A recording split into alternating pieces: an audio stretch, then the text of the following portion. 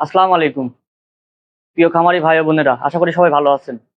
আজকে আপনাদের সাথে গরুকে ইনজেকশন দেওয়ার একটি অসাধারণ কৌশল শেয়ার করব, যেটি অবলম্বন করলে অনেক বড় বড় গরুকে অনায়াসে একাই ইনজেকশন দিতে পারবেন। তাহলে চলুন বেশি দেরি না করে শুরু করছি আজকের ভিডিও। খামারি ভাইয়েরা গরুকে ইনজেকশন দিতে গেলে অন্যদের সাহায্যের প্রয়োজন হয়। অন্যকে ডেকে এনে গরুকে বেঁধে তারপরে ইনজেকশন দেওয়া যায় না, গরু লাফালাফি ঝাপাঝাপি করে। আজকের ভিডিওতে যে কৌশলটি আপনাদের জানাবো বা দেখাবো, সেই কৌশলটি অবলম্বন করলে অনেক বড় বড় গরুকেও অনায়াসে ইনজেকশন দিতে পারবেন, কারো সাহায্য ছাড়াই। তাহলে চলুন দেখে নাকি সেই কৌশলটা। অবশ্যই ভিডিওটি ভালোভাবে লক্ষ্য করবেন, নাহলে বুঝতে পারবেন না কি কৌশলটি।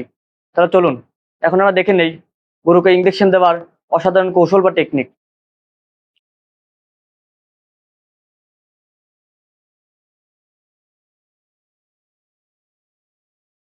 মনে রাখবেন, সবারই কোনো না কোনো দুর্বল জায়গা থাকে। গরুরও একটি দুর্বল জায়গা আছে, যে দুর্বল জায়গাটি আজকে দেখাবো সেই দুর্বল জায়গাটিকে ধরলে অনেক বড় বড় গরু কাবু হয়ে যায়।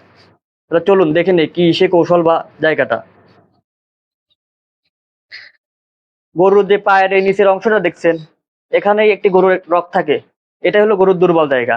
এখানে ধরে অনেক বড় বড় গরুকেও অনায়াসে ইঞ্জেকশন দেওয়া যায়। দেখ, অবশ্যই ভালো করে ভিডিওটি ফলো করবেন। এতে দেখতে পাচ্ছেন আমি যেভাবে ধরছি, এভাবে ভালোভাবে শক্তভাবে ধরলে অনেক বড় বড় গরু কাবু হয়ে যাবে। খুবই শক্তভাবে ধরতে হবে। ধরে এভাবে ঠিক এই জায়গাটা ভালোভাবে ধরে অনেক অনায়াসে ইঞ্জেকশন দিতে পারবেন। দেখতে পাচ্ছেন, যতই গরুটি ঝাপাঝাপি করুক বা লাফালাফি করুক, কোনো কাজ হবে না। এভাবে ধরে অনেক বড় বড় গরুকে ইঞ্জেকশন দিতে পারবেন।